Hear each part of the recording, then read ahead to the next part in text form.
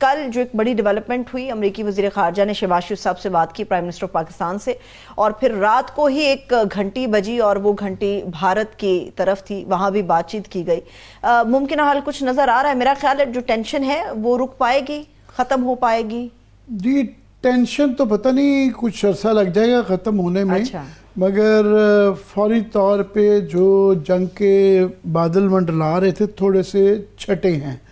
اور mark Rubio کا ظاہر ہے وزیر خارجہ ہیں امریکہ کے، ان کا فون آنا بہت اہم بات ہے۔ پیٹرن یہ رہا ہے ماضی کا کہ ان کا امریکہ کی طرف سے یہ کالز تب آتی ہیں جب بہت زیادہ ٹینشن کی فضا بڑھ جاتی ہے، ایسکیلیشن ذرا ایک خاص لیول پہ چلی جاتی ہے۔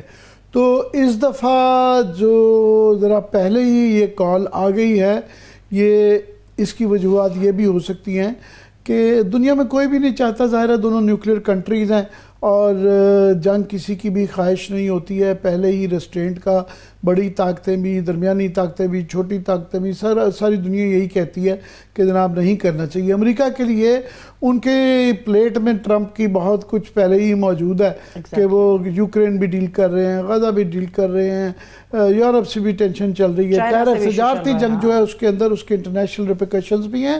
پھر سب سے زیادہ داخلی مسائل ان کے لیے ہیں کہ اس کی وجہ سے مہنگائی، بے روزگاری بڑھ رہی ہے، اور پھر ان کو لوکل انڈسٹری اور ڈالر کی جو ہے باقی کرنسیوں کے مقابلے گراوٹ نظر آ رہی ہے۔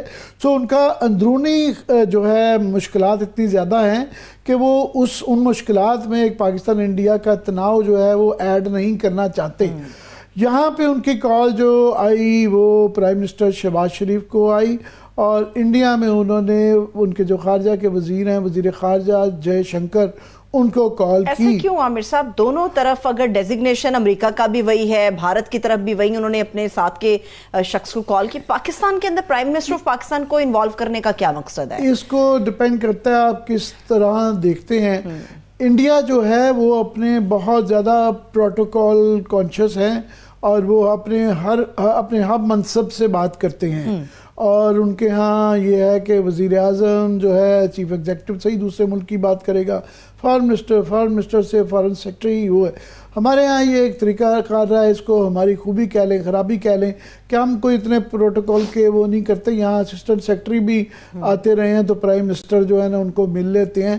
اس کو آپ اپنی سمجھ لیں کہ سسٹم کی خرابی ہے یا اچھائی ہے کہ ہم ان چیزوں میں اتنا نہیں گھستے، ہمیں پرواہ نہیں ہوتی۔ دوسرا یہ ہے کہ ہماری انڈیا جو ہے اپنے آپ کو وہ بہت بگ لیگ میں سمجھتا ہے، اور ان کا ہمیشہ یہ ایشو رہتا ہے۔ فار ایگزامپل ابھی جو ہے برکس کی میٹنگ ہونے جا رہی ہے، اس کی کیونکہ سربراہی شی جن پنگ کر رہے ہیں، چین کے صدر کر رہے ہیں، تو وہاں پہ وہ مودی صاحب خود نہیں جا رہے اور اپنے وزیر خارجہ کو بھیج رہے ہیں۔ تو اس کا یہ لوگ مطلب لے رہے ہیں کہ وہ شی جن کی سربراہی میں مودی صاحب نہیں جانا چاہتے، اس لیے وہ اپنا ایک جونیئر، حالانکہ وہ سمٹ ہے اس کے اندر زیادہ تر باقی جو ہیں روس کے، برازیل کے، ساؤتھ افریقہ کے چیف ایگزیکٹو جا رہے ہیں، تو وہاں پہ یہ انڈیا کا یہ ایشو رہتا ہے۔ بہرحال پوائنٹ یہ ہے کہ ان کی کال آنے سے یہ تھوڑا سا آئی ایم شور کہ انہوں نے سٹیبلائز کرنے کی کوشش کی ہے، اور آئی ایم شور جو دونوں طرف سے بیانات آئے ہیں کہ انہوں نے چیزوں کو ڈی ایسکیلیٹ کرنے کے لیے کہا گیا ہے۔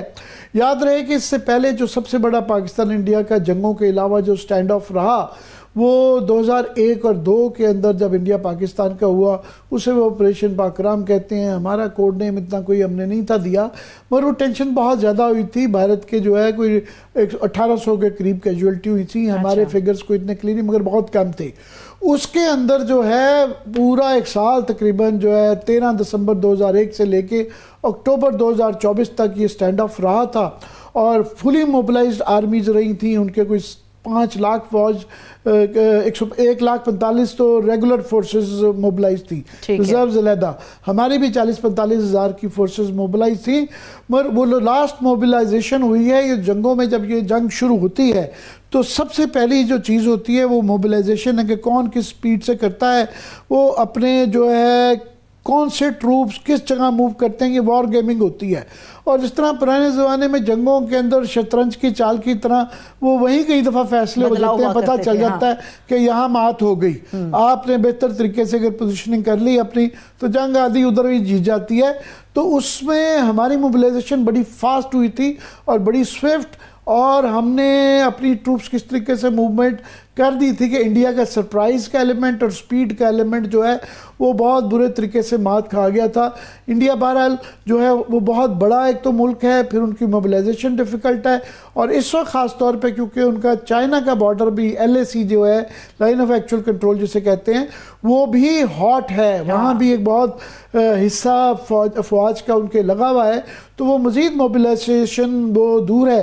تو اس لیے ہم بھی یہ کہہ رہے تھے کہ اگر کوئی امکان ہے تو وہ جو ہے وہ کوئی ایڈونچرزم کا، جس طرح انہوں نے مبینہ سرجیکل سٹرائک کی تھی، یا خدا نخواستہ اس سے آگے کی چیز ہے ایئر فورس کا کوئی وہ پاکستان کی لائنز ریڈ لائنز کراس کریں، مگر شاید وہ نہیں کریں گے. انڈیا کے جو سینئر ایلیمنٹس ہیں، جو سنجیدہ مبصرین ہیں، جو کہ پروپیگنڈے کی بات نہیں کرتے، ان کی طرف سے یہی اشارے آتے ہیں. ہم نے پروین سونی کی بات کی، 2-3 کتابوں کے مصنف ہیں، ان کا بھی یہ کہنا ہے کہ کسی قسم کی ہاٹ وار یا ایئر فورس کا بارڈر کراس کرنا ابھینندن کی طرح یہ پاسبل نہیں ہے. ہاں بارڈر کے اس پار سے گولہ باری جاری رہے گی، اشتعال انگیزی رہے گی، کراس سیز فائر کی وائلیشنیں ہوں گی، یہ چیزیں ہوتی رہیں گی. آج اسی بات کو امرجیت سنگھ دلت، یہ انٹیلیجنس چیف انڈیا کی جو ہے بیورو آف انٹیلیجنس، اس کے بھی چیف رہے ہوئے ہیں، یہ سیکریٹری را کے بھی رہے ہوئے ہیں، جو ہے ریسرچ اینڈ انالیسس ونگ جو ان کا ہے، را کے سیکریٹری بھی رہے ہوئے ہیں.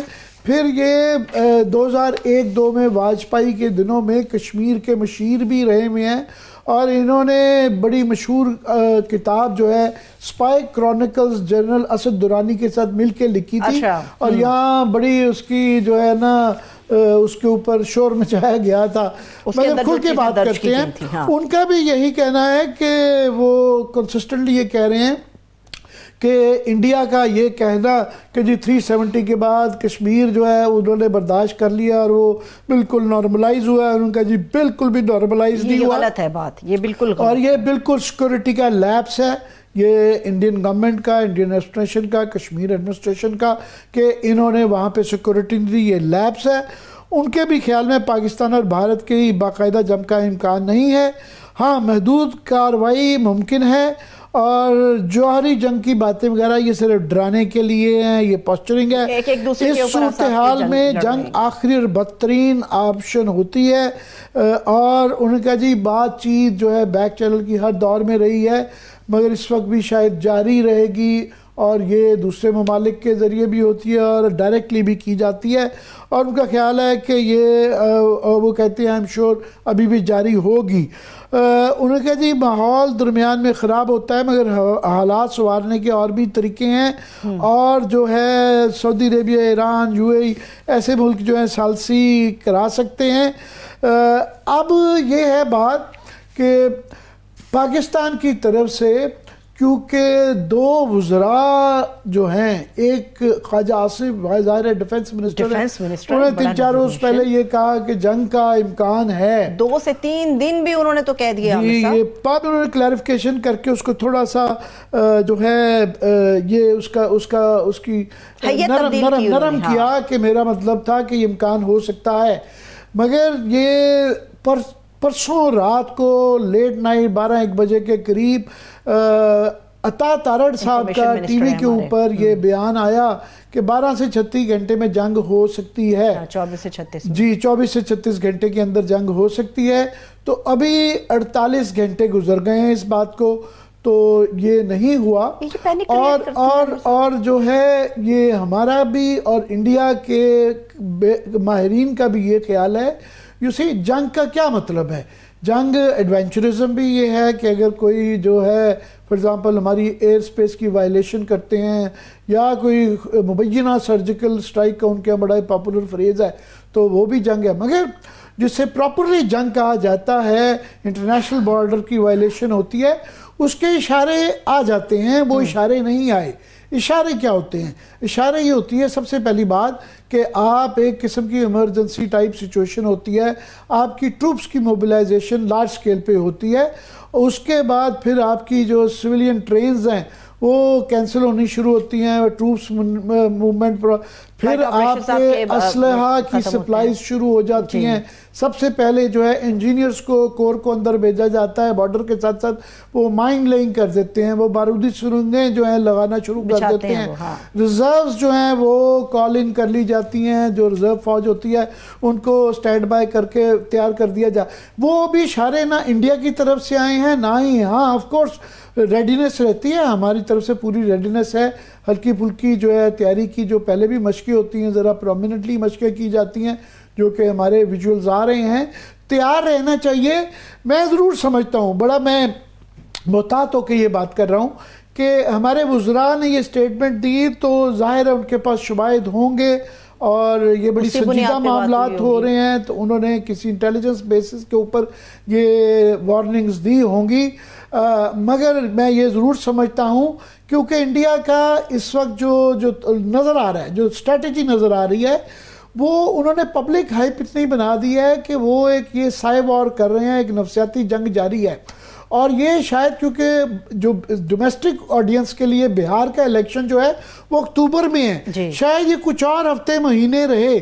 हमें बड़े ठंडे दिमाग से, क्योंकि लोगों में अपने लोगों को पैनिक क्रिएट नहीं करना चाहता, उनको बचाना इस चीज से, नहीं है। सो ये इस तरह के रात के 12 बजे जब कोई मिनिस्टर कह देता है कि 24 घंटे से 36 घंटे में जंग हो सकती है, ये इससे थोड़ी सी इश्तियाल और पैनिक हो सकता है।